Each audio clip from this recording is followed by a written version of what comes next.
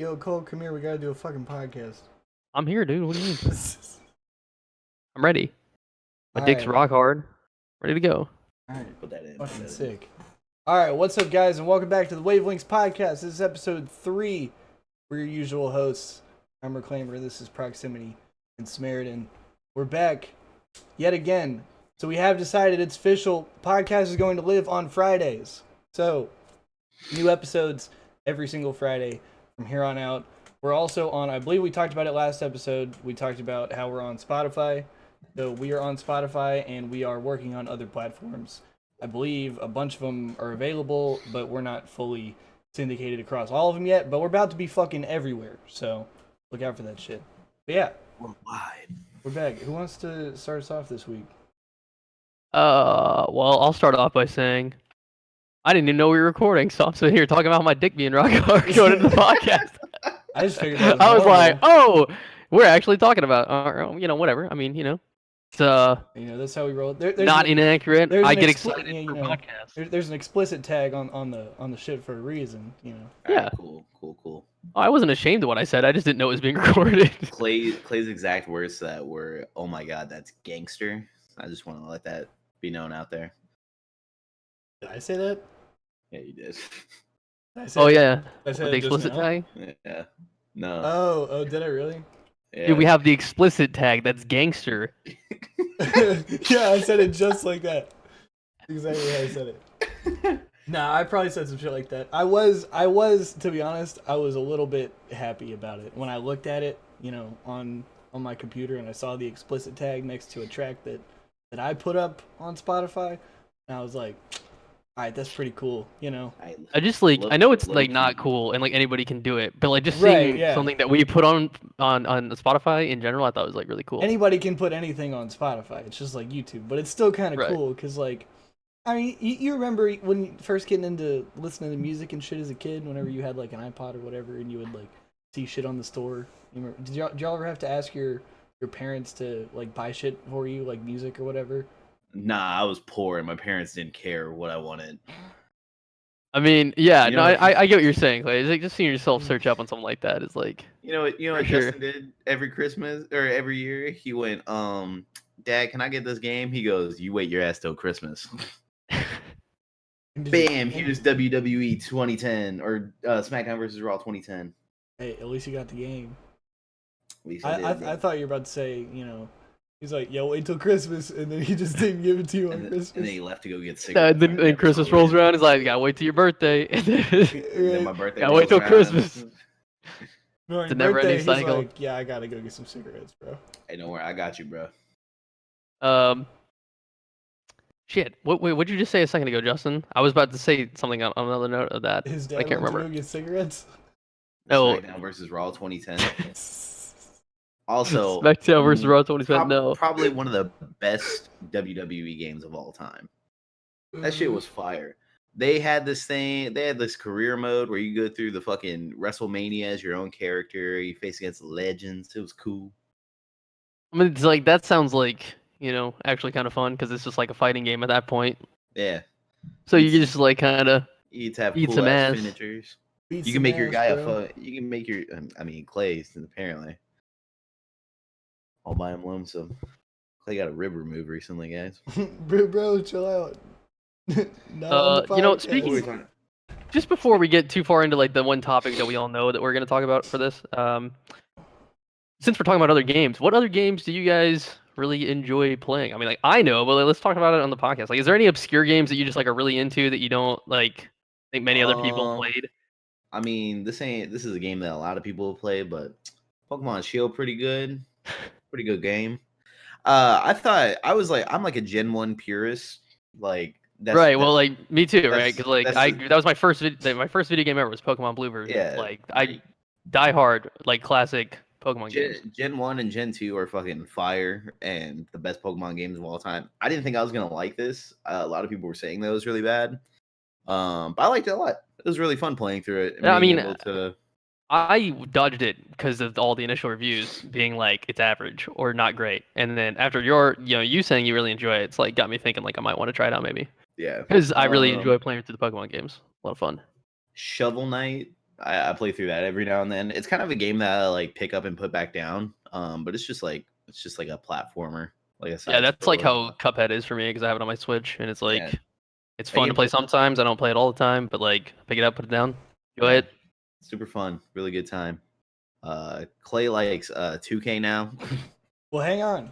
Hold up. You want to talk about some obscure games bullshit? I have got some shit for you. So let me tell you about a purchase I made 2 days ago. I bought a PS Vita, Okay, yeah, you already got me. and let me. Did you get the show for your Vita? Well, actually, no bullshit. Yeah. It came with it because I bought it on eBay, and the guy who listed it had like 10 games with it. So I did get the show. Coincidentally, Yes. he had the show on it. But I bought that shit because the Vita plays PSP games, it plays PS1 games, it plays PS Vita games, and also it has the remote play shit, so you can play, as long as you have internet, you can play your PS4 games on your Vita. So you can play that shit anywhere. So I bought that so shit funny. for like $100 for like the whole shit all together, and I will be playing. So you can be like posted in your living room playing on your Vita, like by playing show on your Vita? It connects to your PS4 over the internet, so you could be anywhere in the world, and as long as you have internet and your PS4 is connected to internet, it just like streams it. And you can just like play full like PS4 quality games on that bitch. Yeah, because it That's runs off of crazy. your PS4 and just like streams it to your shit. That's crazy that went Pretty dope. down as like a dog shit console. Right. Well, 'cause I mean, they, like they that's didn't market dope, it.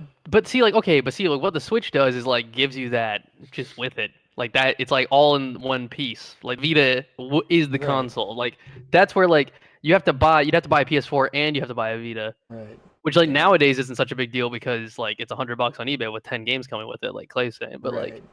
back when it first came out, like that's two expensive pieces of equipment. But that's pretty sick. I didn't know Well, but let me tell you what it was. Is I was on the plane home from Nebraska, and I was sitting next to my brother, and my brother has two Switches. He's got the regular Switch and the Switch Lite. that. Oh, the light. Okay. Yeah.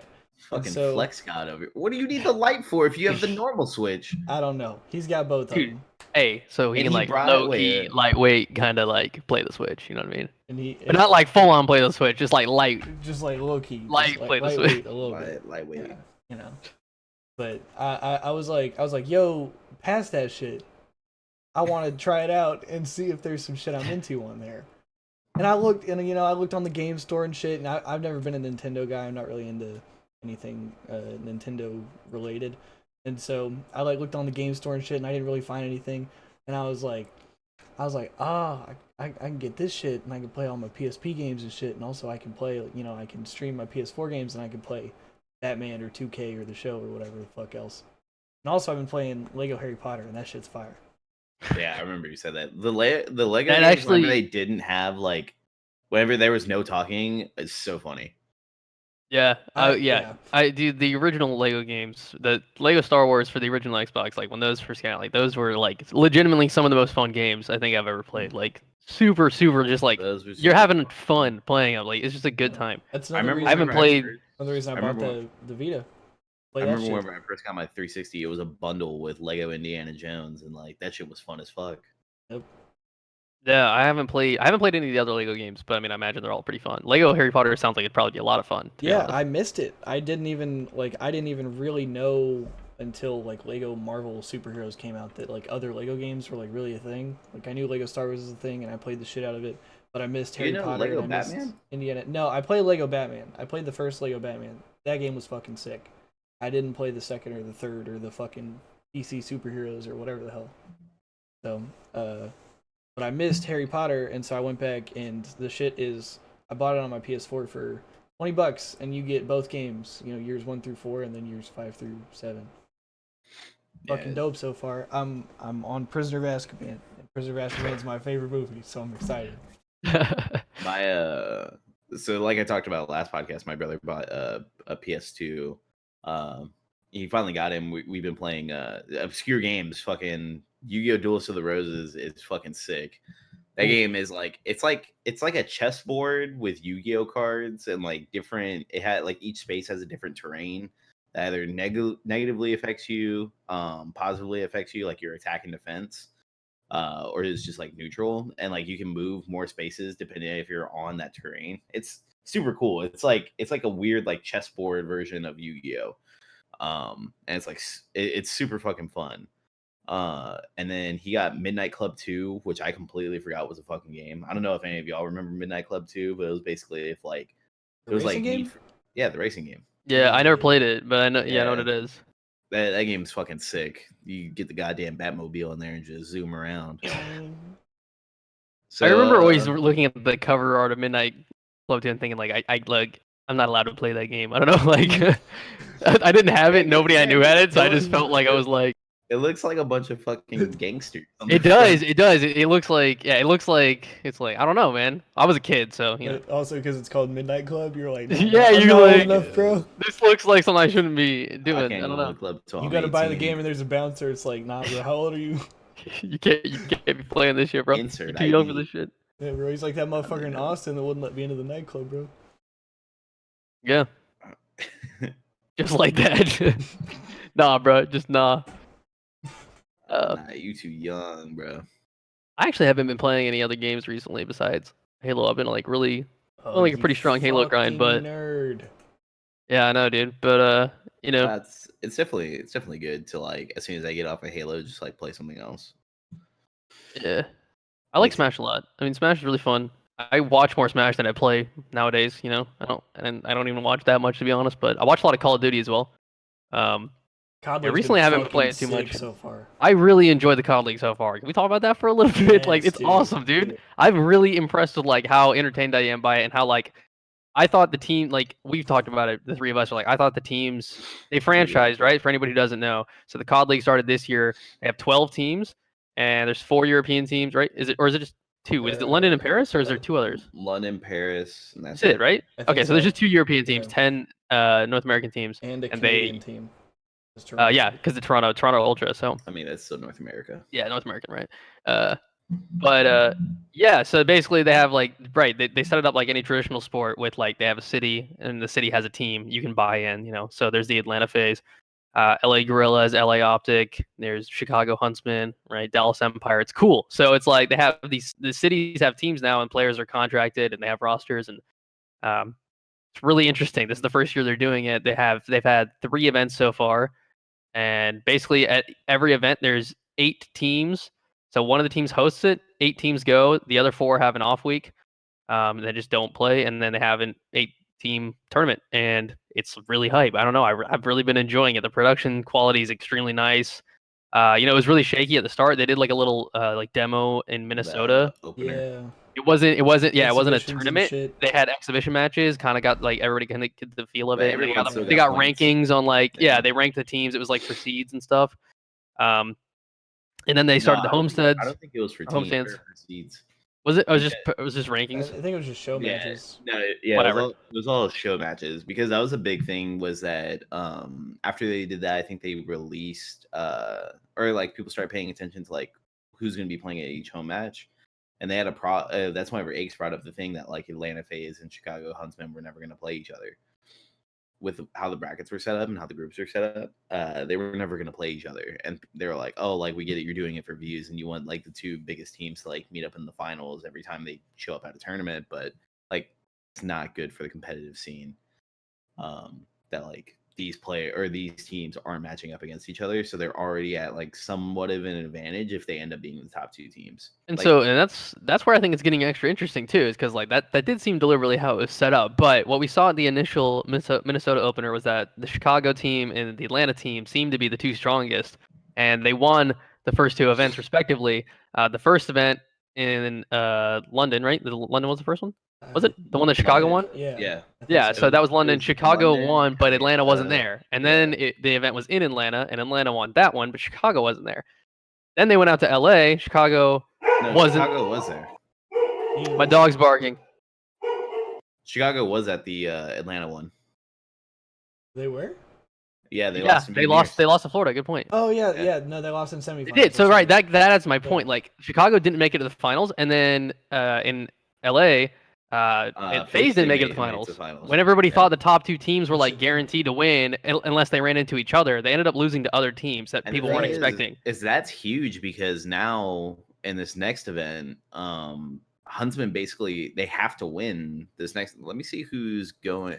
I don't think FaZe is. Yeah, FaZe isn't going to the next one. And Chicago wasn't I at had this draft. last one, right?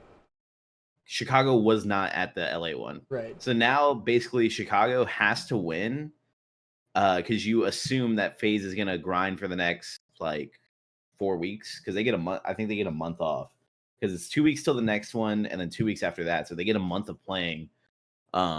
So you assume FaZe is gonna grind their ass off up until the next one and gonna try to win that because the next one is Dallas. The super interesting part is like Dallas ended up winning the LA event, and everybody thinks that. So Dallas is supposed to be like the third ranked team. They're like supposed to be very good, except they haven't been able to beat FaZe or Huntsman yet. That's all their matches have been. They've only lost to FaZe and Huntsman, and they haven't lost to the teams that FaZe and Huntsman have lost to. So you end up getting this really interesting dynamic where these matchups are really back and forth. It's really fun to watch. It's a lot like traditional sports in the sense that like there's not just one team that's just flat out going to beat every single team. Some of these matchups just don't quite work out for them, and like it's really interesting to see because you get a lot of variety, and the production on it's amazing. If you guys are a fan of esports and first-person shooters, I definitely recommend giving it a shot. And if you're a passionate fan of Halo, we have a bunch of Halo's very own competing in that league right now. We got Formal, Crimsix, Nabel, Shotzi, Huke, who am I missing? There's did you say Frosty?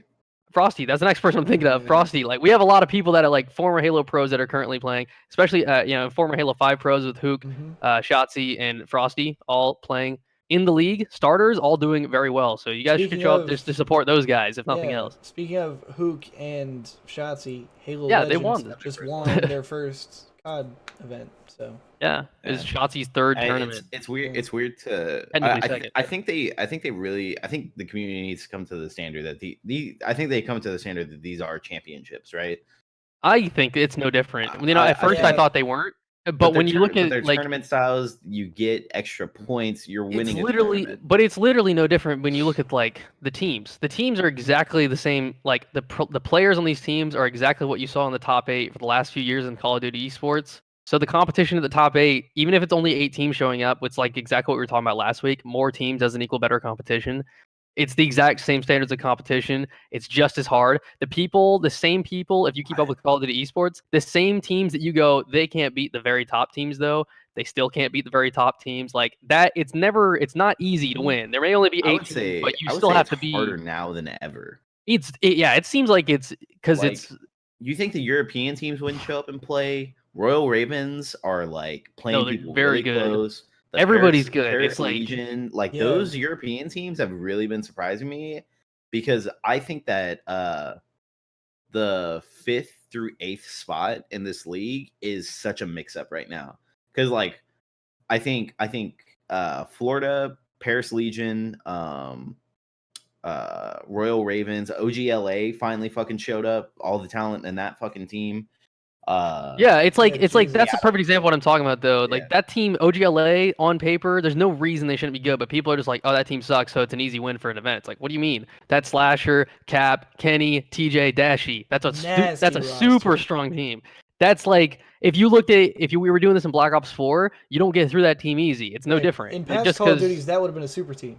It is a super great. Like that's a strong fucking team. Everyone saw it as a super team whenever it first came in. But I think they started to play like it last weekend. They had the same issue that they had on 100 Thieves. 100 Thieves was getting shit on during the first couple events, and then they ended up being one of the best teams in the game.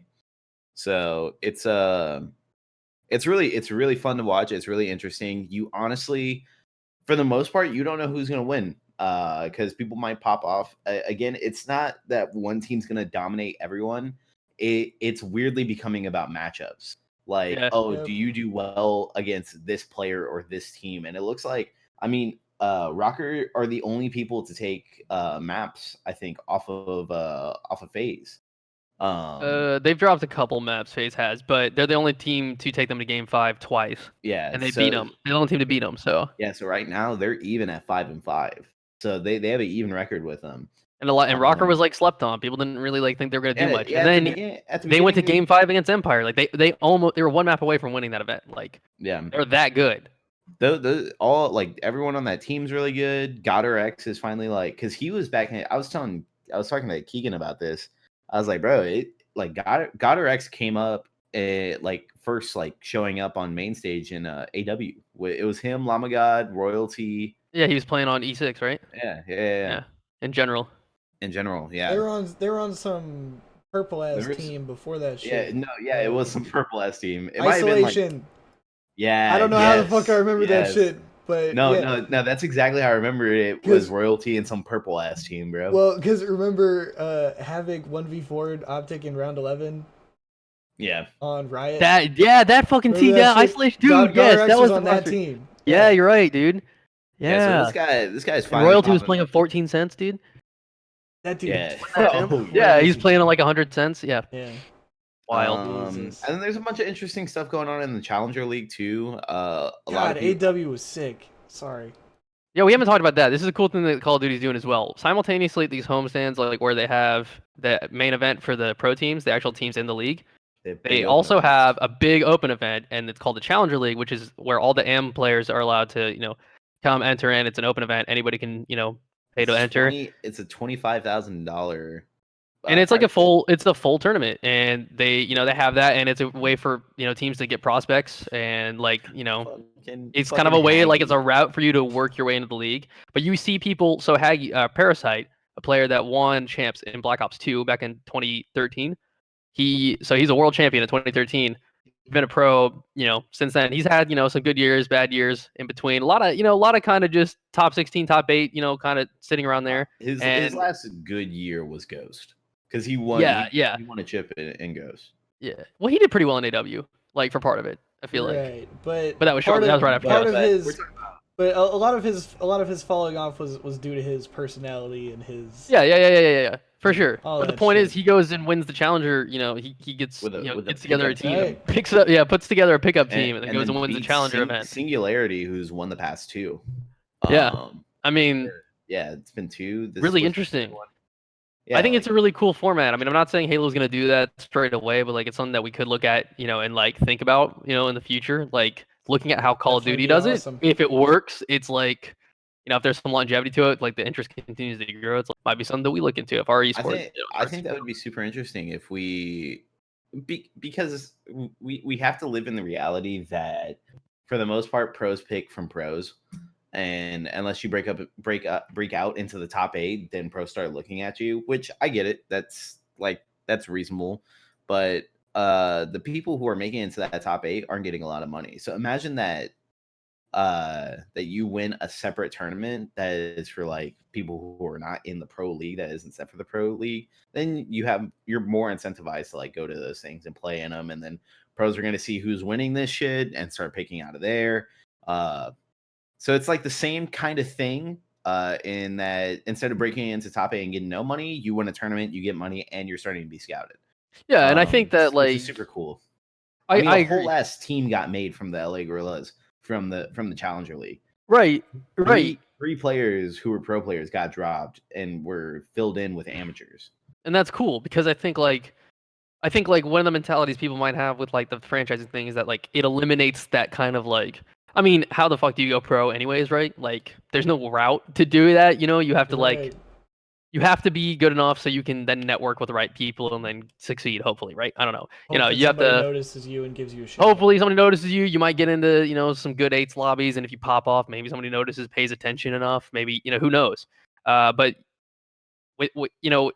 I think when you have a franchise league like that, it's 12 teams, it's a closed league, there was a $25 million buy-in per team.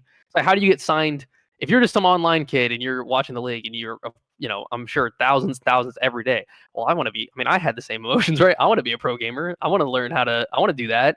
How do you get into it? There's a Challenger League. There's a direct route. Get a team together, go do well in the Challenger League. It doesn't eliminate that open event aspect that exists. Esports moving towards franchising doesn't get rid of the possibility of just grinding your way there and going through an open event and still doing well. The way Call of Duty has it set up anyways. Yeah, I was about to say, I haven't paid attention to it in other leagues, but I think a lot of it's a lot of it's online calls. So it's open calls, but it's online. So that's the way most esports works. With there's tiered leagues with Counter Strike and shit. It's there's the Face It League, and then there's the higher up online leagues and all that. And there's I really like how the levels of difficulty is on LAN though. is that you're cutting the bullshit. You're not dealing with any online shit, and you're just Yeah, doing no, it on LAN. I love the fact that it's LAN. I think that I personally believe like LAN is an entirely different. It's so different than online. I mean, like, we all know it, but like for anybody that's like not done it, like just seriously, like imagine, you know, you're grinding, you're preparing, and then you have to travel, a couple days, get to your tournament. You're gonna go sit directly across from the people you're gonna play, look them in the face, and fucking play them, right? Like, And you might go too. yeah, you, that's It's not how a it. fair It's a few very times. different than when you're comfortably sitting at home in your PJs. You've been playing for 4 hours already, so you're nice and warm. It's like, no, you gotta play. Like, LAN's such a different environment, and I believe, like, in my opinion, like, it shows a different caliber of player when you can like succeed on LAN. So like that's why I think like I like LAN tournaments always over online. Because I mean, like, onliners aren't. I'm not saying like if you have skill online, of course it can translate to LAN, obviously, but onliners are totally a thing. It's totally a thing. You gotta perform when the lights are on. Yeah, for sure. Bitch. And I think like that's a different thing. You put the high stakes, like, all right, this is when it counts. Everybody's there in the same room. You're playing today. All right. You're gonna, Just that's kind of like close out this Don't thing goose. with just kind of close out this thing with Call of Duty. Just like a huge fucking congratulations to Shotzi and Hook. People were course. afraid Halo that Legends. Hook was never gonna get a championship. People thought he was just gonna be stuck at second. Silver Yeah, for those who Surfer don't know, Bronze. he won a couple events in Halo 5, and those But are the we're only talking events he'd about- ever won. But in Call of Duty, so Hook started in COD as a pro. People thought he was gonna pop off and like He got second a win. bunch. Yeah. A He number of times. couldn't close it out. But Silver medal but with like the X shout out to Games. them. And shout out to Shotzi for fucking shutting up the haters. I was so Yeah, fucking man. glad whenever, because I forget what game it was, but they played one game and game one they lost. It was a hard point. I want to say it was against FaZe. I'm not too sure though. But like Shotzi almost dropped fucking 40 kills in that game still, and they lost. Like homie was popping off. he switched roles with Hook. That's like the big thing that happened in this Yeah. event. Hook started running Yeah. trophy and tactical support, and they're letting Ant run around and like be Shotzi. So it's like, yeah, he actually like he had the best KD on his team this event. He like actually tried. Like, yeah. Well, I'm excited to see what he's gonna keep getting to do. I'm glad that people finally get to shut the fuck up about the whole go back to Halo thing, because like this man's a world fucking champion. Like he knows how to fucking win. Yeah. So, and the fact that you have a world champion, two other world champions, another guy who has won championships in other games, so he knows how to fucking win. Like that team's stacked. Like and the funny thing is, Hook got to make that team. That was Hook's team to make. Yeah, like he got to pick his teammates. Because Hastro had him set out. Yeah, he was Envy's once he got him player. to be a franchise player. Yeah, and he chose Shotzi and Illy for a reason, and he chose Clay and Grim for a reason, and like that team's looking fucking good. They didn't get to play against Atlanta, but you look at the facts. Rocker beat Atlanta. They beat them straight up. They just beat them. It was not. I don't want to hear shit about Atlanta didn't play well or whatever. Like, no, Rocker beat them. And the last time they played, Atlanta squeaked by Rocker. So it's not like you can't chalk that shit up to playing bad. Atlanta has a problem with Rocker, and Rocker's fucking good. Rocker almost won the whole shit. And Dallas beat Rocker. So like you look at that, it's like all these teams are totally capable of beating each other. There's a lot of really, really strong competition. It's just like it's some. I think some teams genuinely have just a good matchup against other teams. Like, I think Florida has a good matchup against Huntsman. I was saying, and that's not just because they just went out there and fucking won against them. You can ask Cole and Clay. I was saying that shit since day one. Whenever I was watching scrims, I was like, Frosty and Persini have something against them. I don't know what it is, but they're able to fucking hang with them. And like this team is able to slay the fuck out, but they have something. There's something that like I don't know if it's mental or what.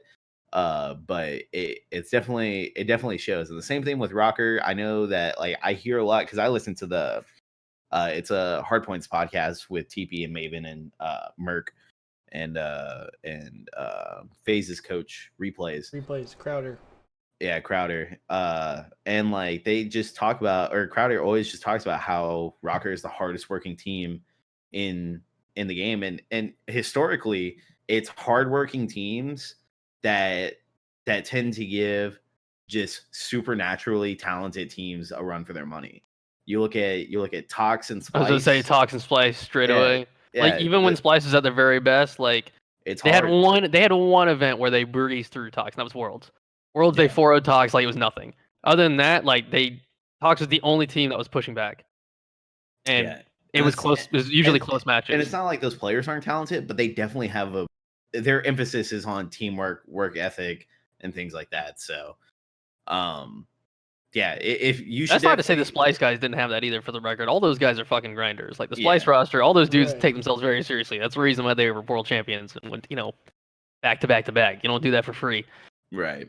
But there is like a certain nuance to them that is just like these guys are just freaky talented. Yeah, they're Right, all. it's I mean, those definitely guys just don't different- miss. Yeah, definitely different styles of. I think of it's the different game. when you're playing a team like that and you go like you have to like think to yourself like I can't challenge. Like you don't just take a fight because you don't want to risk like fighting somebody that good.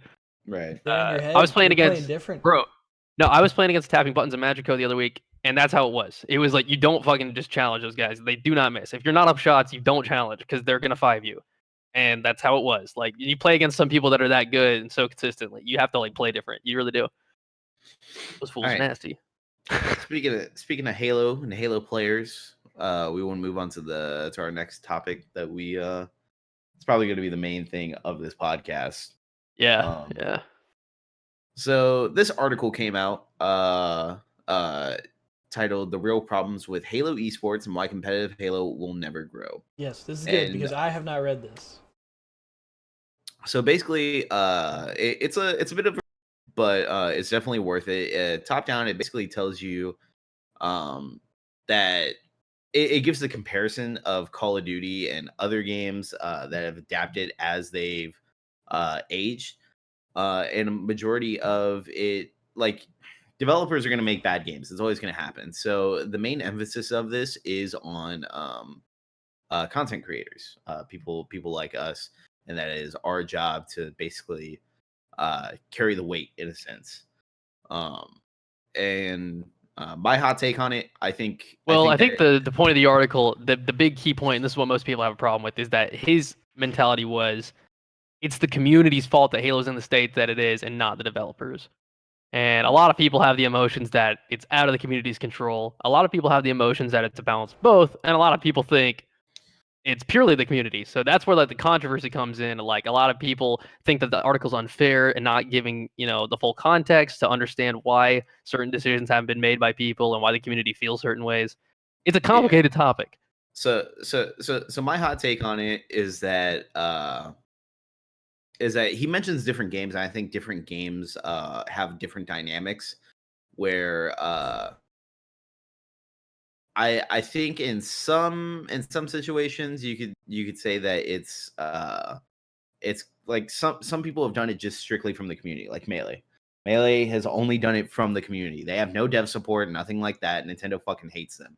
They used to shut down tournaments all the time because they were still playing Melee and not the newer Yeah, games. they want them on the new game. With that said, can I just say real quick?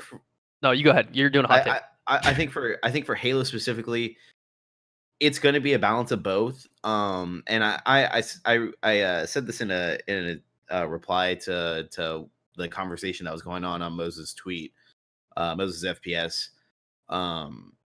I said I truly think that it's a balance of both. Where if we're holding up our end of the bargain, we're making content, we're making sure, and that's not just one-off shit where you make a video and then you just kind of like fuck off.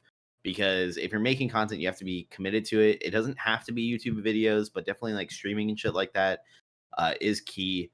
But it is a balance of both. If we're holding up our end of the bargain, where we're making a shit ton of content, we're gonna grow to an extent. And you have to have passion for whatever game it is. Like, Callus Laz was bringing up like, imagine how much the metagame would have evolved if we kept playing Halo 3 until now. And then Moses was like, but it's like the same boring game. It's like, no, the metagame eventually evolves. You see that in Melee. People thought they figured this shit out, and it's been going on for decades, and now it's a completely different game. We keep talking about Shotzi, but he changed Halo 5. Yeah, he changed Halo 5. Flat out. When he started playing in 2017, he changed the game, and it hasn't been the same since. And that's the thing, is that if you want to have a split community, you have to at the end of the day, you have to know that we can't go over there and shit on the other one, because as long as someone's watching Halo, all the other things are going to go up with it. So like Ultimate came out, and Ultimate and Melee tournaments were happening at the same time. Ultimate and Melee started going up.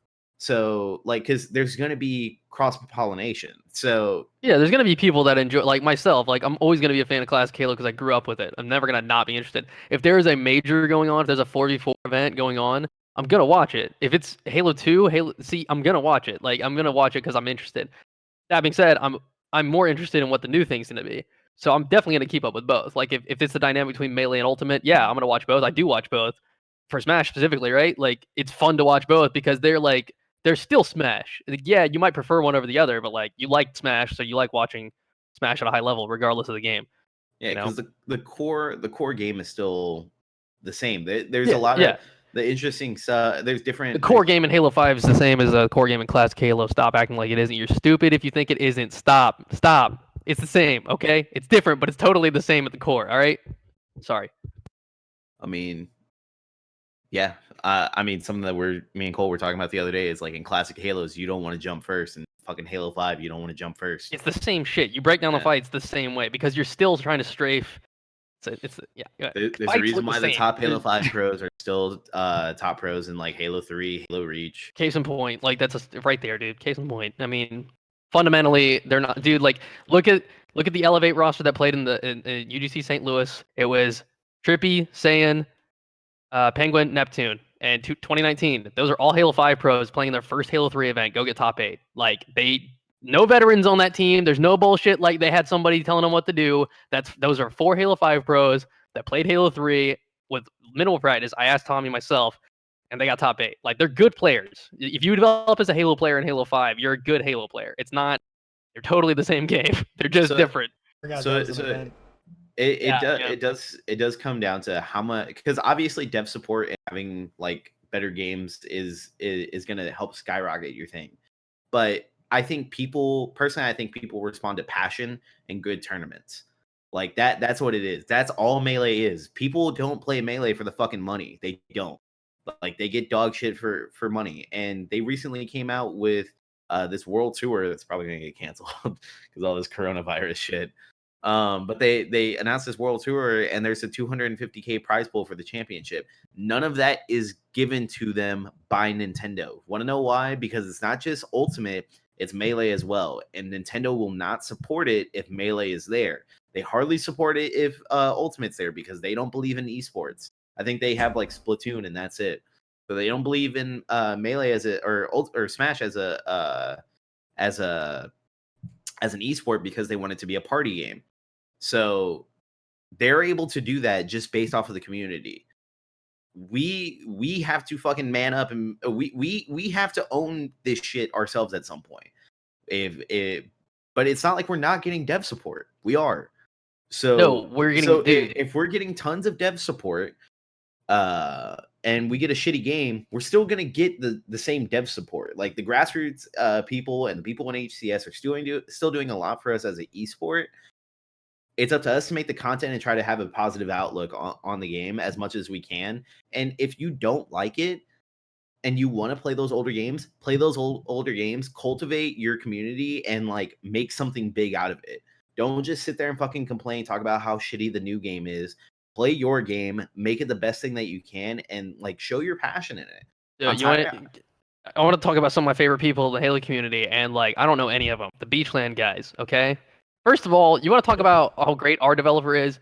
You guys can act like I'm shilling 343 all you want. If we look at it objectively, like Justin's saying, Nintendo is super anti-Melee because the game's 20 years old. They don't want it getting any extra attention. They think it's trash. They don't want people buying it. They want to move on, right? Okay. Combat Evolved, these Beachland guys are still playing it on OG boxes, all right? Like, these fools, like, they're so passionate about CE, they're not sitting there on Twitter bitching about how modern Halo is not the same anymore. They just organize tournaments and have full-on LANs and play the shit. And it's hype. And fucking 343 backs them, and it helps to promote them. They've been, like, involved with grassroots. Like, that's, like, they're literally playing, like, old builds of CE, like, competitively. Like, they're so passionate about it. Instead of like they're just doing it, man. They're doing the thing. There's been CE awesome. tournaments at a couple of the UGC events. Yep, Like there was she as one. well. There was one in Atlantic City. There was a CE2v2 as well. It was dope. We watched part of it. Yeah, it was dope. It was like that's just cool. It's cool to see them still playing on OG boxes and stuff. Like they're just like playing the game. Like you can like if Doing you it have for the passion culture, for it, bro. fucking Like do it. some Fucking games are. sick. I mean, honestly, like some franchises are iconic enough where you'll watch any form of it. Like that's how Smash is. Smash is super iconic. Melee was a majority of people's childhoods who grew up in that age. So yeah, if they are watching an Ultimate tournament because it's the newer tournament and they're playing the newer Smash games, and they see, is that Melee? Yo, people are still playing this shit. They're gonna go fucking watch it. And the same thing's gonna happen with Halo. Like as long as like do whatever you want. Play older Halos, play newer Halos. It doesn't matter. We don't have to rely on a new game. What you have to rely on is that you are gonna put in the work to make something out of what you love. Yeah. And to sit there and just constantly blame on developers, you have other games that you can fucking play. You have all the Halos readily accessible to you. I know we talked about it last time. If you love Halo 2, if you love CE, if you love any of those other games, play the fuck out of them. Do creative shit with it. It doesn't have to be tournaments. It can be whatever you want. Fucking that idea that Jen said, like after we got out of DreamHack, she's like, oh, all the grassroots members should do like speedrun shit. Like that's super cool. That's a dope ass idea. And like it's not like Jen's over here a diehard CE fan. She's a diehard Halo fan. And that's an idea that she just had for it. And she was like, oh, CE's coming on PC. They should do that. That'd be super cool. The community idea. That's not. I think that's the big thing is like you got to think about it like you know I mean there's probably not a lot of angry classic Halo fans that listen to our podcast, but if you do, man, like it's like I know it's like easier said than done, but like try to like seriously try to repurpose that energy. Like you can't like being there like being super toxic about it's like no good. Like you have to give up. Like if you're a diehard Halo 2 classic fan, besides this PC launch, like initially you're gonna get a huge player increase, but like realistically, give it 2 years, how many people are gonna still be grinding Halo 2 on PC? You can probably look yourself in the mirror and be like, not that many fucking people. Like the game's old. Only the people that are passionate, that's the key word. Only people that are passionate about the game are going to continue to grind it. Like that's the way you have to think about it. Like you're never going to hit a huge. You have to just give up on the dream of having a huge player base playing classic Halo again because it's not going to happen. The fan base is just either older or it's just moved on. But you can totally still get involved if you love the game. You can totally still. Like the Beachland guys, like they love Combat Evolved. That's how you play Combat Evolved. If you want to play Combat Evolved like Sweaty, if you're passionate about it, like sure, you and your buddies used to play it and grow up, but are your buddies as passionate as you are? Like, do they actually care? Like, yeah, they might hop on the weekend if they could, but are they going to grind it throughout the week like you are? If you have to recognize, like, if you're the one that's super passionate about it, you have to do something about it. You have to try to like chase that. Like, if you want to play Halo 2, there's ways to play Halo 2. I know people that play Halo 2 8s all the time. Like I know people that do that all the time, and it's like high level, sweaty ass fucking Halo 2 8s. It totally exists if you want to do it, but you can't expect the whole community. You're not going to get thousands of people back playing Halo 2 8s again. Like why would that ever happen? Why are people expecting that ever to happen? Why are people bitching at 343 when they don't get that same experience? It's not going to happen this far down the line. But the game is not gone. You can still play it and like get people together, fucking play the game. Instead of social media exists, you can get 8 people. Don't tell me you can't. It's what Cole's saying is that you have to repurpose that energy instead of sitting there hating on devs and hating on the newer games. Change that and just put all that hatred, change it into passion for your fucking game, and people are gonna show up. I know that if like that's the thing, like that's why I'm so interested in Melee is that. I saw Ultimate, I was like, this game's super sick, like Smash is super sick. And then I started watching Melee, I was like, this game's a whole lot faster. And like it seems like there's a whole bunch more stuff going on. I like that. So I'm gonna watch this. And like I still watch both. Like it's super fun to watch both. So I know that I'm not the only Smash one community is the 1,000,000% best comparison for the Halo community, in my opinion. Like, if you look at the parallels in terms of like there's hybrid pros, there's people that prefer the old, people prefer the new, and then there's people in between. Yeah. And then there's just elitists on both ends. So like it totally there's all those dynamics that we have. They have that same thing because they have an old game that they're super passionate and they're not willing to let go, that they're super passionate about. Yeah. So long story short, instead of hating on the mixtape, shut up. Shut up. Relax No, I about mean, it. like, Go play your seriously, own shit. like, from my own perspective, like, I'm frustrated, like, waiting for Infinite. I've been dying for new stuff, but like, I let that shit piss me off for a long time, but then I repurposed that energy genuinely into like I'm going to take this time before Infinite to improve as much as I can and all the things that I want to, so then I'm more prepared for when Infinite rolls around. And genuinely, I've really enjoyed grinding Halo as recent. I've really been improving, and I've been seeing a lot of improvement in my gameplay, and I've been having fun because I've been doing that. I've just like, instead of just being angry, I mean, like, I don't want to fucking play this game anymore, and I'm tired of playing it.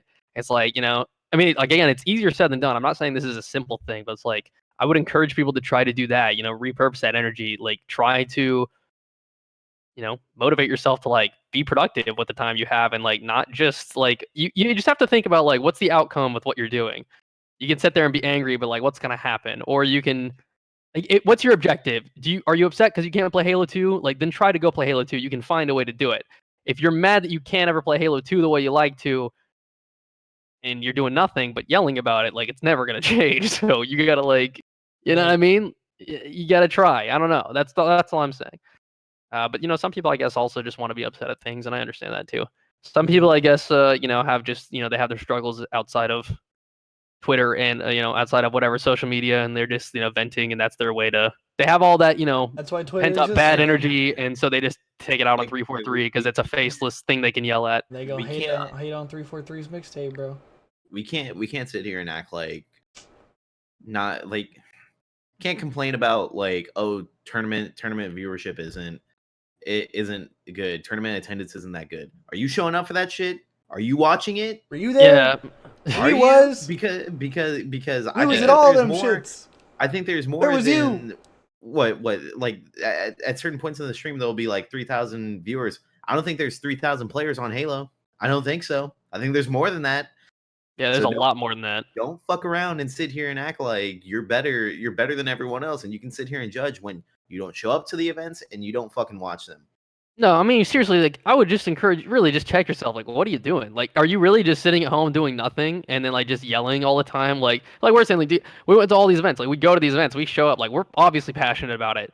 Like, we're out there doing the shit, and like, We drove from Georgia to New Jersey and Michigan, and a lot of places, like a lot of long drives. and Texas. That was the We stupidest didn't miss shit a we yeah. ever We done. I mean that one we were supposed to go to. That didn't end up. we drove from Dallas to Nashville back to Georgia in one straight go.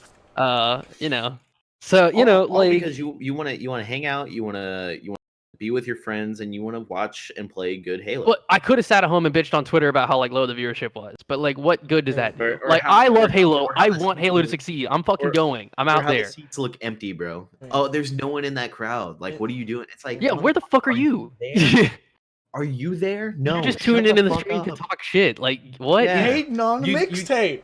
You know what you do? You click on Twitch, you go to the thing, you go, wow, that's a lot of that's not a lot of people. You exit out of your tab, you open up Twitter. That's what you do. You don't even keep watching the shit. Shut the fuck up. Yeah, I mean, that, and like that same energy of like, I hate hearing things from like people that like just only watch or like hardly watch or don't watch at all, but then bitch about the viewership. And then people that don't fucking play the game telling me how easy it is to play the game. Like those like, don't, like, yo, look, man, it makes me so upset. It's like, you can't sit there, like, people that preach how easy Halo 5 is that don't fucking play Halo 5 is like, you. Oh, don't get me started on that homie who Expose himself, bro. Yeah, Shout out to Laz. We're not gonna get into all that, but shout out to Laz on that one. yeah. He coming in for the backup, bro. So my takeaway from this is, if you want to have a split community where you have classic Halo and more modern Halo, play whatever fucking game you want, bro. Like, honestly, it's out there. You can do whatever you want. All of these are available to you. Don't sit there and bitch about the new games. Don't like, I get it. You can complain. Everyone has a right to complain. But if you want the Halo community to grow, you have to show, or like, all boats have to rise. It's not one and then the other. Like, if Halo Infinite does really well, and we do a thing like where we do side tournaments of classic Halos, the viewership, there's going to be cross pollination. People are going to be interested in what this other game is, and that's how you build your community. And that's how it is going to be if we do something like that. Which I like the idea of it. I like how Melee's set up. I like that I can sit there and and watch Ultimate, or I can watch the Melee top 8, watch the finals pop off because I love the players that I'm watching playing, and then what's that next hour? It's the Ultimate top 8. That's sick. I would top love to 8, see that. top 8s in both Ultimate and like Melee are so hype. Yeah, And like it's so easy to cool get as fuck. invested because you just like, dude, it's so sick. It's So cool as fuck. And the thing is that then the communities start getting a little bit split. You have different casters for each ones because you have different specialists, and there's cross pollination there. So you get they're like, because people get attached to casters. So if someone's casting here and they're casting there, then they're gonna be like, oh, I'm gonna go see what they're casting over here because they make it entertaining. So Yeah, I mean, I'd watch Maven cast anything. Maven's got to be my favorite caster currently. I think seriously. Yeah, I love Maven's energy. I always have, and I think like if I knew Maven was casting League, I might tune in seriously, just because I want to hear Maven cast League. You know. Maven's Okay, fucking fair point. great. yeah. So let's just we gotta love all Halo out here. Yeah, and I think like that's the thing. Like I personally have made the decision to focus on Halo 5 right now, leading up to Infinite. You know, I'm definitely gonna be playing the PC releases. You know, but I'm mainly gonna be playing Halo 5. I think that's probably gonna be the most comparable to Infinite in terms of feel. Maybe I'm incorrect. Maybe Classic Halo will be. Who the hell knows? None of us know. So how about you just shut up and play the game you want right now? Because right now we're all just killing time. Like, Yeah. damn, dude. I'm just glad you guys are playing Halo. Seriously. Right. If in my mind, if you're playing MCC currently, if you're playing Halo 5 currently, that means you're definitely interested in playing Infinite, or at least potentially interested in playing Infinite when it comes out. And that is exciting to me. I want as many people to be on the game as possible. And like, you know, if Halo 5's not your thing, dude, fucking don't play it. Who gives a shit? Like, but shut the fuck up. I don't want to be playing Classic Halo. But I'm like, because I've just been playing it for so long, I'm just over it, man. I really don't want to be playing it anymore. Not those games, anyways. You know, like if Infinite's a new classic game, fine. Just give me something new. I think that's important to like acknowledge as well as like with the Ultimate thing and the Melee things. Like Melee may be better in every way you can imagine, but some people are just tired of playing it. You know, some people have been playing it for so long they just are enjoying the variety in Ultimate, the character options in Ultimate, the graphics. I mean, like it's a beautiful game, like night and day in terms of like aesthetics. Obviously, the game's 20 years old, you know, and aesthetics aren't everything, but some people are just tired of the old games. You know, when I play CE, it's obviously very dated. When I'm playing CE on PC, it's obviously very dated. And that's not everything, but like sometimes I don't want to play a game that clearly looks like it came out in 2001. You know what I mean? Like sometimes I want to feel like I'm playing a modern game. Sometimes I want to just, I don't know, you know, I'm just like, I've played that game. I've played these games so much. It's okay for me to not want to play it all the time. It doesn't make me not a fucking Halo fan if I don't want to play it all the time. But it's just like maybe it's just not what I want to be doing. Right. Maybe I have a little bit of time left for Infinite, and I just want to be playing this game. I want to be playing a game that's a little bit faster, and it totally is. Don't tell me it's not. The game's a little bit faster, and like, you know, I don't know. In my mind, if I'm better at a faster game, I'll be better at a slower game. Or if Infinite is fast again, I'll be more prepared for it. So that's the way I'm thinking about it. I don't know, man. I just think like, play whatever you want, shut the fuck up, enjoy yourself. Like, try to have fun. It's video games, man. It's like we talked about last week. It's like whatever version of Halo is your favorite, it exists and is readily available for you. You can go get the MCC or Halo 5 on Game Pass for like $5 a month on your fucking Xbox. That shit's coming on PC. It's literally fucking everywhere. They're throwing it at you and shoving it down your throat. If you can't find one of the Halos out of all the options that you really like, then Halo's not for you. If one of those Halos isn't hitting the spot for you, they're all slightly different and they're all very similar. If one of those isn't hitting it, then go play Destiny or Madden. Go play something else, or man. Fucking Forza. I currently pay $14 a month for Xbox Live and Game Pass Ultimate. Game Pass Ultimate means I get Xbox games on my Xbox as well as on my PC. Guess what's coming out on Game Pass? Halo Infinite, which means I can play it on either one that I fucking want to. It's $14, and you can play whatever the fuck game you want to. And that includes your Xbox Live membership. Yes, that includes your Xbox Live membership. Oh, you went to Wendy's last night like a fucking pig and got a bunch of shitty food for $14? That's your Game Pass. You do that plenty of times a month. Just one time. $14. Cole just called out all the fat people. No, dude, it's nothing to do with being fat. I did that shit too, bro. Yo, Clay and I had some of the worst diets, the most irresponsible spending. When like, I don't even want to talk about the amount of fast food we bought. It was stupid. But that's the way I always equate it. When I think of a price like for Netflix and shit, I'm like, this is like one meal I would have bought. Bro, like buying fast. Killed them spicy nuggets. Yeah, dude, it was like, but like we hit Chick-fil-A and shit. Like spending 14 bones is nothing uncommon to like go grab lunch, you know? Like Yeah. So you can rack that up pretty easy. We sitting went there to being like, Popeyes I and can't bought the afford 2 it. chicken Don't go sandwiches out for lunch each. one day. Yeah, we went to Popeyes, loaded up on chicken sandwiches. Like that's plenty of money. We got real 2 quick. each. You can afford Game Pass. Just Yeah, bro, eat at do the home. shit. Eat that PB&J. Just throw that shit in the toaster. It makes it a little better. Infinite's gonna be on Game Pass. Halo 5 and MCC are already on Game Pass. If you want to play Halo, like Gears is on the shit too. They got they got 100 other games. Literally, pay $15 a month, you get all that shit. Steal. Literally, yeah. So just play where, and I encourage you, whatever you are fucking making or whatever you're playing, if you think that you want to make content in it, do it. Every game is gonna have some sort of viewership, and like don't think just because you're playing like an old game, like if you're under the MCC tag, that like no one's gonna fucking watch you. Because again, if you're entertaining, if you're a good content creator, people are gonna notice you. And then in the Halo community, if people in the Halo community hear that, oh, this guy's really funny, he plays like classic games though, guess what? People are gonna look at you. People are gonna throw host at you. It's like K-Matify doesn't play Halo 5. He plays doesn't classic play. Halos. He pretty much only plays Halo 2. Like that's his big thing. He likes Halo 2. That's his favorite. But like he's a really entertaining dude. Kelly's a really nice guy, and he's got a great stream. He keeps the energy up 24/7. So even if you're not into Halo 2, if you like Halo, you can get behind Halo 2 at least a little bit, and then you can watch somebody being entertaining. The content's there for you. We didn't actually get into the content portion of that like article talking about like pros not like making content, but it's like I was tweeting about it, but it's like, look, man, I've been like a big source of competitive Halo 5 content. I'm not a pro player and I haven't been, right? But like the content's there. People are looking for it. They're going to watch it. If they can't get it from the pros, they're going to get it from somebody. They get it from Vito. They get it from myself. They get it from Stress. They get it from Clay. They're going to get it from people. If they want to watch competitive Halo 5 content, there's still totally viewers that are interested in it, even in 2020. Like we upload videos on it all the time. People watch them. Like, if they're going to get the content somewhere. People don't watch our other shit when we put it up. People only watch our Halo 5 shit. That's what they're most interested in. Like, it's totally there. Like, the pro players could have been doing that, and then you add. I dream of a day where I could put pro player in the title of like my videos. Where like that is so beneficial for like think about making a tip video. Proximity. But think about making a tip video and then being like tip video, but you can like tell everybody you're a pro player. Like I'm gonna click on the pro players tips before I click on some randos tips. Exactly. 1,000,000%. Like, this is why we need the Challenger League, bros. So whenever we make these videos, we can be like, semi-pro reclaimer here. I'm a semi-professional Halo player. I'm in a Challenger League. Top 32 Challenger League. Top 32 Challenger. I think about whenever I would. Oh shit.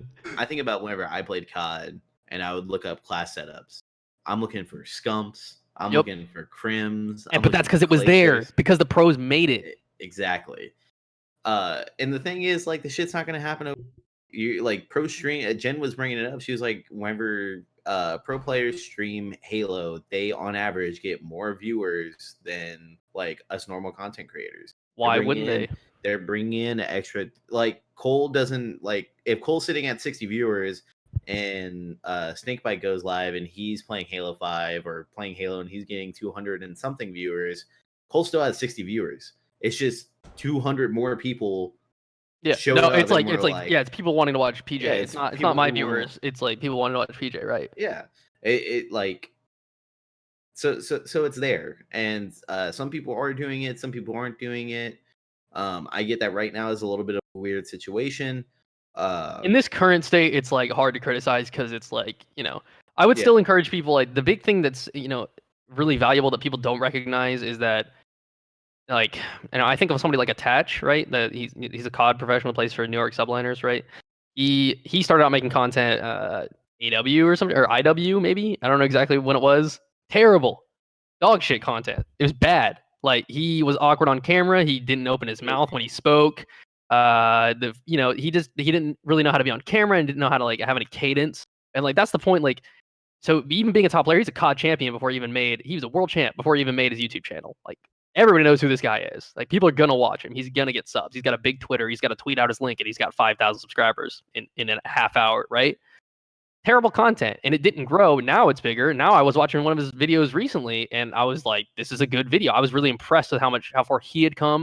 And that's my point, is like, as a pro player, you have to go through those hurdles at some point. You do that now, do it before Infinite, I would recommend. Yeah, you're not going to get a lot of clicks on those videos. PJ's making videos right now, Snakebite, he's doing it right now. And his thumbnails look pretty average. His thumbnails look like he's getting started. It looks like he's learning, but he's going to get better. He's going to continue to improve. He's going through that process right now. You have to make the kind of average videos to see where you can improve. You have to go through that process, and you want to be, where I was at the start of Halo 5 in terms of making videos to where I am now, night and day. I make so much higher quality videos, but guess what I've been doing for 5 years straight? Making videos. So of course I'm getting better at it, but you have to do that if you're going to get better at it. You can't just start and immediately be where I am. You're not going to be as good as I am at making videos, because you have to take the time to learn how to edit. And I've been teaching myself how to edit since I was in high school, since 2011. So, it's been 9 years with that shit. So it's like, it takes time. These things take time. It's absolutely a skill set. It's absolutely, like, just as much as they grinded to become top players, you have to grind how to learn to make videos. You have to grind how to learn how to make content. It's going to be the same thing. Boo Doo is starting to make content. Really happy to see that. I started to make content leading up to Halo 5. The summer of MCC leading up to Halo 5, I started making videos, and I was kind of already familiar with the process I wanted to going into Halo 5 making videos, and then I was able to succeed off of it. Not guaranteeing anybody's success, but there's value to doing the thing right now, because you have to learn. You don't want to wait until you're like, realistically, if you waited till day one of Infinite and you make your first ever YouTube video, your shit's not gonna pop off. You can't just wait for the game and then expect the viewers to come. Like, you should try to be getting viewers now, so then people are already watching your content when the game comes out. Yeah. So okay. So Cole has made a bunch of videos on like how to be up shots, how to improve your shots, and shit like that, and they do well, right? They do pretty well, yeah. I remember PJ making a video of how to always be up first shot in Halo 5. He made it a year after the game came out, so it wasn't like, and he wasn't consistently uploading at this point. That one video got 41,000 views. 41,000 views. Want to know why? Because it came from a fucking pro player. Because it came from a top pro player, a world champion. I'm pretty sure Ace made a similar video. Ace did at some point, yeah. I remember he did something like that. Get videos.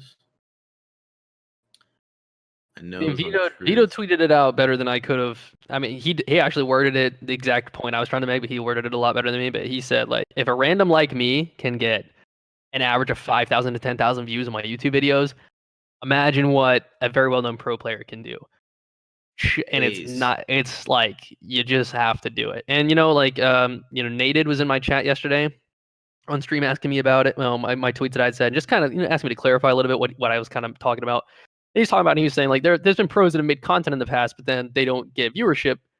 And so, what's the point? And, I don't have any sympathy for that. And I said that yesterday, like, it is a process. Like, I'm talking about with Attach. Attach was a world champion. Everybody knew who this kid was. His videos sucked. What I mean to that is, like, not that he wasn't good at making videos. I mean, his videos weren't good. Like, people, it doesn't matter how well known you are. If you put out a boring ass 15-minute video, ain't nobody watching that shit. Nobody fucking cares. You still have to make a good video. It's not enough to just, and then they're gonna dip. Yeah, it's not enough to just be known. You need to make content that is enjoyable. You need to make content that people want to see. You need to make content that people are interested in.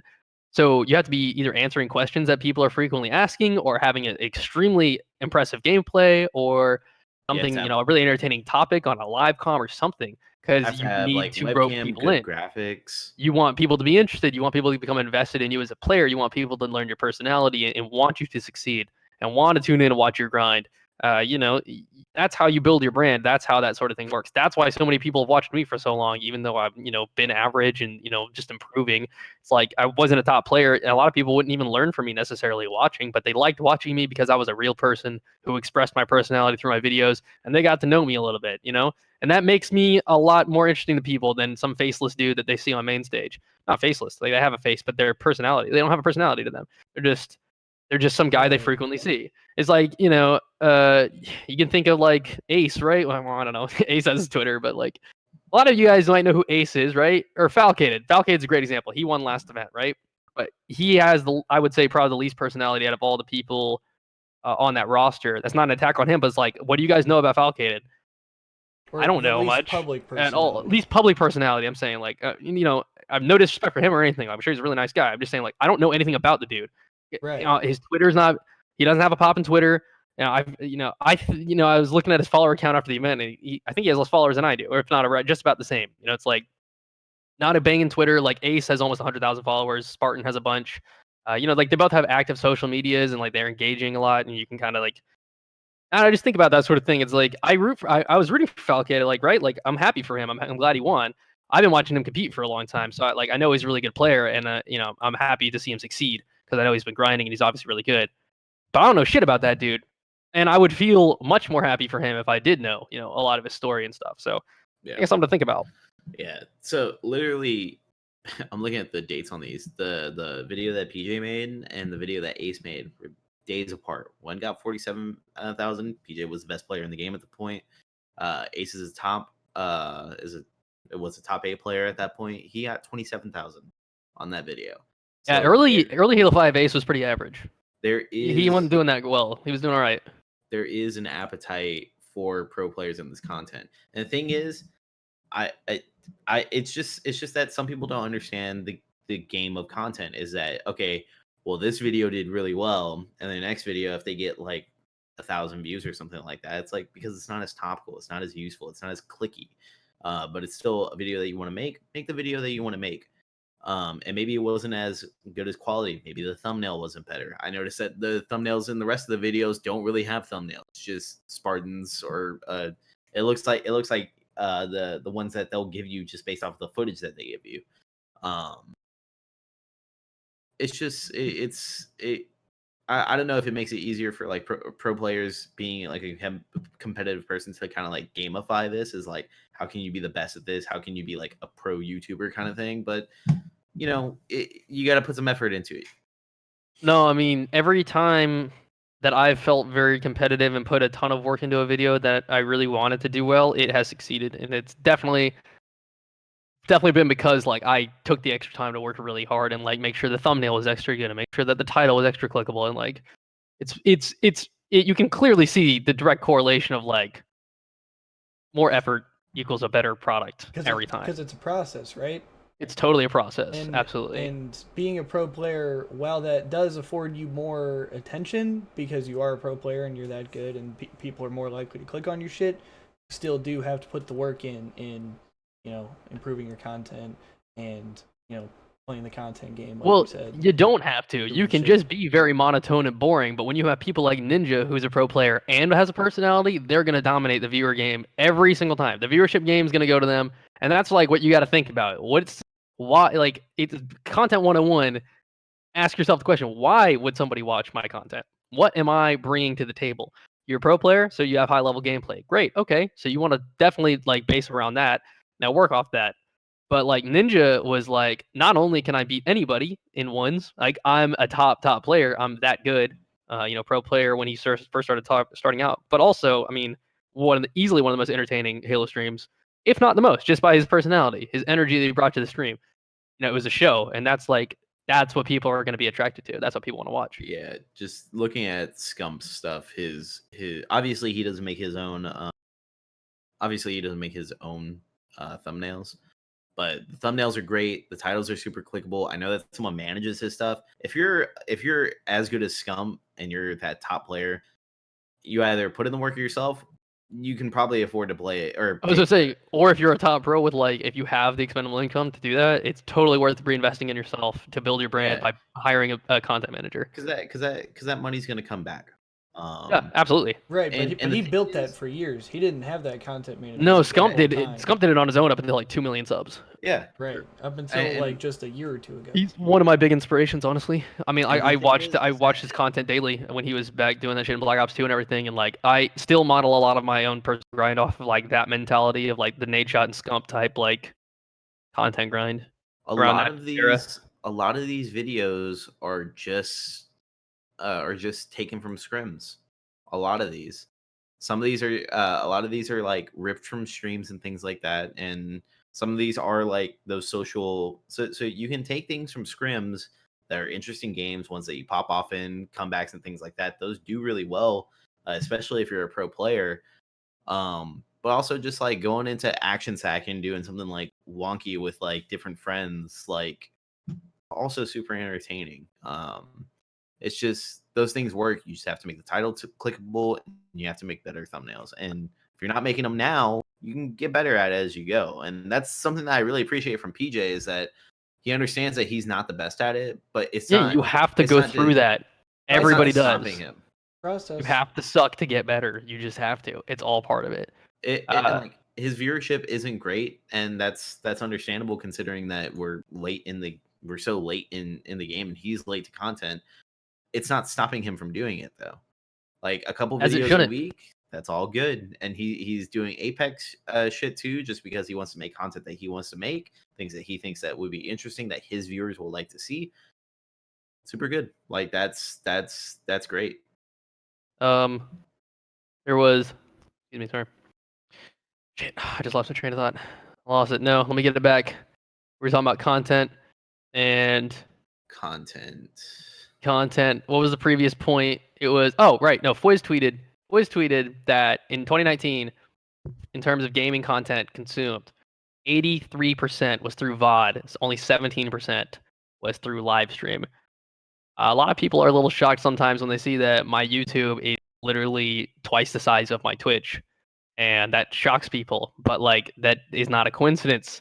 What a lot of people don't realize is like YouTube is far more valuable than Twitch. People can only find you on Twitch when you're live. If you're only streaming 2 hours a night, you're only streaming 4 hours a week, whatever it is. Convenience. People can watch your VODs back at any point in time. My rebroadcasts get a lot of views. My YouTube content gets a lot of views. But the point is, like, I've been actively putting up YouTube content, and so have a lot of people. Like, it's no mystery why my stream has grown. My stream's grown directly because of my YouTube growing, and my YouTube has been, was my priority for a long time. Still is really in terms of between the two, but I think that's because like it's far more valuable to have a successful YouTube channel because from that you can build anything else. My Twitch stream was non-existent. I had a couple thousand subscribers on YouTube. I literally put out one video that was like, hey, I'm live streaming. Since then, my Twitch has grown itself. Like, that really is it. And then multiple times I've promoted it on my YouTube channel, and then that shows huge spikes of interest. YouTube's far more valuable. A lot of people think content creation is simply turning on the stream, and it's not. It's definitely not. And especially it's not when it's like, yeah, it's better than nothing. Half-ass is better than no ass, right? You're doing something. Yeah. But just turning on the stream and then behaving no differently than you would have if it was off is not great content for the people are going to watch because they want to learn from your gameplay. But how much do you think they're going to be interested in you as a person if you're not making conversation, if you're not doing anything? It's step one. Besides just playing, Yeah. At that point, they might as well just watch a tournament. They might as well just watch tournament VOD. Right. And people are going to tune into that. No doubt, because they're still going to want to watch that. But I'm just saying, like, if you want to build your brand, it's a much different process than just flipping on the stream twice a week. Yeah. That's the first step. First step is just turning it on. Yeah. You can't say that. And don't get it wrong. You don't have to make content. Not everybody wants to do that, and that's okay. But if you do, you got to do it. Right. You got to do the thing. You just got to do. If you're not making content, you really can't just sit there and bitch. Right. Yeah, I mean, like, you have to be. You have to be encouraging. It's the encouraging thing is getting on and seeing a bunch of people saying that you're dog shit. The stream quality is awful. People just talking down to you. It's like, bro, we're in the same community. What are you doing? Yeah. Like if my content sucks, guess who's not playing your game? No one. Like, other people are going to be turned off by it if people from their own community are shitting on it. That's very true. You have to have the passion. You have to have the love for the game and support it all the way through. Now, if you don't like the person, that's different. That's different, right? But the game, you can't go around talking shit about how bad your game is. I'm a there and dude, if I'm going around, but if I'm going around, I'm like, yo, I'm a top Halo creator, and like I'm one of the biggest Halo creators, and like that's what I do for a living, and like it's really awesome. They're like, oh, sick. What game you play? I'm like, Halo 5. It fucking sucks. I hate it. It's fucking trash. Yeah, the game's the most dog shit thing I've ever. It's the most dog shit game I've ever played. Look at me. Never play it. And then like they're just like, oh, Versus if I was like, dude, I play Halo 5, I fucking love it, it's sick. Like, it's like there's like, oh, now I know this. Like, I mean, I've noticed a lot of people that like if I make a personal connection with them, they frequent my stream because like they become a little bit more invested in like it's really cool that I think it's really cool that you're doing that, and like I know you and I've gotten to meet you, and now I really like watching your stream and I tune in, and now I'm more interested in Halo than I've ever been because of this one interaction, and like that can inspire people to get into playing the game. But if you're just being like, it's fucking dog shit, don't play it, then like, why the hell would they do it? Why would they even think to pick it up? Why? That doesn't sound fun. Yeah, dude. Yeah, oh, I love Halo. Yeah, well, I fucking hate it. Like, why would you want to? I don't know. It doesn't make sense, bro. Right. Yeah. Essentially, content and positivity is the name of the game here, and so that's We've been preaching that for 3 fucking podcasts. Yeah. Right. I mean that's a large reason why we started this shit in the first place, right? Yeah, but we're doing the thing right now. Like, we can't even sell ourselves short.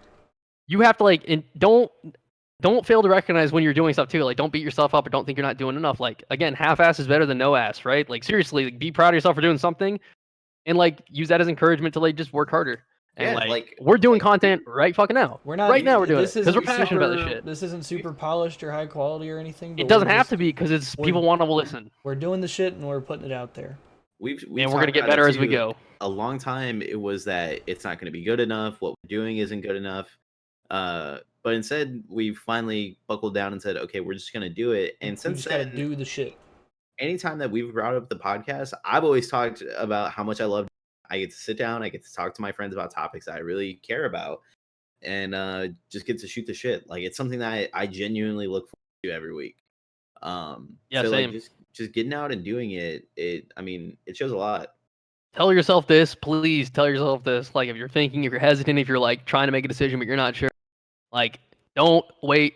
Like, don't wait for shit to get convenient. It never will. If you want to do something, you gotta rip off that fucking band-aid and go for it. Figure it out as you go along. If you keep on thinking, oh, I'll wait a little bit later because I'll wait till next month because then, like, no, just it's never gonna be convenient. There's never gonna be a perfect time to do anything.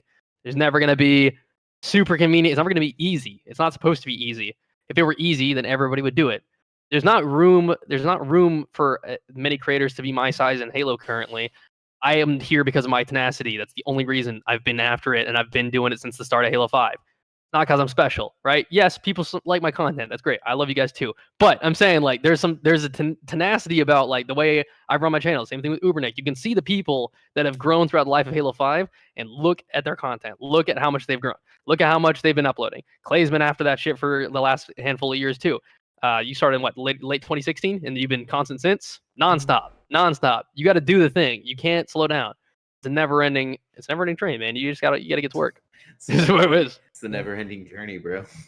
It is, dude. I mean, you're not done. You're not done as a YouTuber. No YouTuber is. You don't make it and you're done. You still have to make content. You're still trying to grow. What YouTuber do you know that's done and isn't still trying to grow their content? Like, they're still making shit. They're not done. You're never done. So get to work. But if you don't want to be a YouTuber, that's fine. I'm not saying you have to do that, but like, whatever it is, just try to get after it. Shout out to the and dragon don't wait for it to be convenient. Story. And if you believe in yourself, if you have a dream of being a content creator, like I did, like, look, I'm telling you, you got to search within you and give it your fucking all. I did it half-ass for 5 years, and I've done it with my whole chest for these last 5 years, and I've seen a ton of success. So give it your all. With his whole chest. With my whole chest. Yeah, but after like high school and after high school, I was like half-ass doing content, and I did okay. But 2015, I really buckled down and got serious, and here I am now. I've seen a lot of success. I'm not the most success, and I'm not done. So that's the great part. I'm looking forward to continuing to improve and get better. But this man was out here streaming with a box fan on him. I have been doing this shit for 10 years. Like, it's been a decade. It's not a joke. So like, no, yeah, get after it.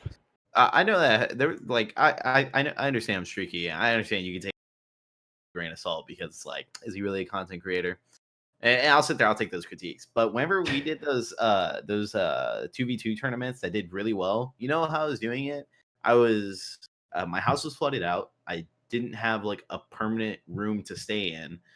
I was in my sister's like side room that had a couch and a table on it. And I set all my stuff up in there and had my Yeti up to my face like commenting this shit, like trying to get it all done with like a laptop on the floor, looking like trying to make sure that the OBS isn't shutting down, making sure that my Discord's good. I have like one monitor that has the gameplay that I'm trying to siphon through, and then like meanwhile I'm on my phone on Twitter trying to make sure that like keeping up if there's anything wrong, and having the chat open. It's like that shit was grimy, and it's like necessary to understand like how to like scrap up shit. There's a word for that. Passion. I wanted to get it done. Passion. I made the rule set was super easy to No, make. bro, but it's not convenient. You're literally, your house is flooded. You can't wait. You could have been like, my house flooded, it's off. But no, you fucking did it because you were passionate about it. What's the difference with you want to define passion? It's what you fucking think about all the time. Your house is flooding. You're staying in a shitty. But what are you thinking about? Where's your head? I want to do this fucking tournament. So you make it happen. Yeah. That's the difference. If you want to do it, you will find a way to do it. Yeah, and we had a free tournament that had money for first place, that had custom maps that I had talked to you guys about. I remember maps through with me to see if these are okay. Like, do these work? Do these rule sets work? Is there anything? Clay and I got third in that tournament. I'm pretty sure if that's the same one I'm thinking of. Yeah. Yeah, because Jeremy and Lay got first. Yeah. Yeah. But yeah, it was like all me making sure that like these things were okay, and it's like I use the tools I had in front of me, and it's like I have a lot more tools now. I'm just not making the fucking content, and like again, that's on me. Maybe I'm not as passionate about it right now, but you know, that's why we're doing this podcast, bro. That's why we're doing this podcast. Yeah, I mean, yeah, it is because I do like talking to the audience as a whole, like talking to you guys and being able to get my message that like something needs to change. The attitude needs to change. I'm sitting here. I got super into Smash because of the passion that was there. Don't get me wrong. I'm not saying you have to do everything that I do, or you don't have passion, or you don't have to like grind and do like. It's not that. It's just like if you have that passion, you like want to give it an outlet. Right. You want to work at something, and that's like I think a lot of people have the passion, but they're maybe like pushing that energy to where it's like not helping anything. That's what the people at Optic did. That's what Hex preaches. That's what he does with all his fucking players. Is that make sure that you're pushing fucking content out there. It could be you popping on a stream. It could be he tells his players it can be as worse as that, but at some point, if you're doing that, you're going to want to do better. Yeah. So you gotta get that shit, bro. I was talking to fucking Boo Boo Doo Boo like bore the tournament a couple weeks. I was just popping in his chat and he was telling me, yeah, he's like, I've been streaming for a while, like I want some graphics and I just don't know who to hit up. And I immediately, the guy who made our graphics, shout out to fucking Luthex, by the way. I don't think we have ever mentioned him before, but hashtag shout out to Luthex. That's the code word. That's it. That's the one. Because like he's the fucking homie. I have always offered to pay this man, and every time he says no, keep your money. Like I'm doing this because it's for the community. He made a whole ass website that's gonna be it's gonna be fucking dope whenever Infinite comes out. Like he's put a whole lot of work into it, and this was after H5 was basically like done with its run, and he still put it out there. He made sure that he got it done. It's like Justin saying that with the stream though. Like if you ever stream on, you start streaming for a week, viewership's not doing great. You start looking at your stream and you start looking at people with better streams, and you're like, man, I want viewership like them. Then you look at your own stream and you're like, oh, my stream's not as nice as theirs. How can I improve it? So it's a natural progression. If you turn it on the stream, before long you're gonna want your stream to be better, and before long you're gonna want to improve all your content. Because you'll start getting more competitive with it. You'll want to grow it. If you're gonna do it, you want to do it well, right? You don't just want to do it poorly. You don't want to be. You want to do well. You want to grow your audience. So yeah. People have like a natural competitiveness to them. Like everyone wants to succeed. So if you see, we don't want to waste your time. I think that's the big thing, right? You don't want to just be doing something and see no results. Because then it feels like, yeah, it's truly just a waste of time. Could have been doing something else. Yeah. Trust process, motherfuckers. Trust process. Yeah. That's all the time we got this week for this episode of the Wavelengths podcast. We actually went a little bit over. We gave you guys a little bit of a longer episode this week. Woo! But yeah, so we have decided it's official. Podcast, new episode every Friday at 10 a.m. Central on all of our platforms: YouTube, Spotify, Apple Podcasts, Google Podcasts. We're getting all that figured out. If you're watching on YouTube, links are in the description to all of our content, all of our personal channels and Twitters and all that stuff. Follow us on Twitter, whether you're listening or watching, at WavelengthsCX. Make sure you follow us and tweet us questions, and you can also leave us comments on the YouTube. For shit that We you gotta want drop us to the talk code about word. and questions. The code word. And the code word. We're gonna get the code word. Hashtag free Caco.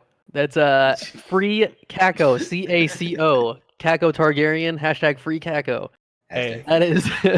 y'all heard the that is man. code word. Y'all heard the man. But all right, that's gonna do it. If you do not bend the knee, y'all, to Caco. y'all got any final words, man? We already done said it. We already did free Caco, bro. Free my man Caco. Yeah.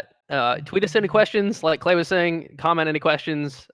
We should probably start getting the last 20 minutes. We should start dedicating maybe the next episode, like questions. Let's do it. Let's commit right now. Yes. Like, drop some questions. So, with the last 20 minutes of next podcast, we will be answering questions. Viewer suggestions and topics and will questions and shit. Go to YouTube. We'll make a thread on Twitter for it as well. That's just for your Q&As or for your questions. We'll do the A's. We'll make a thread out of it. Everyone will be retweeting it. So if you follow us, if you follow us, you'll see it. If you follow Wavelengths, you'll definitely see it.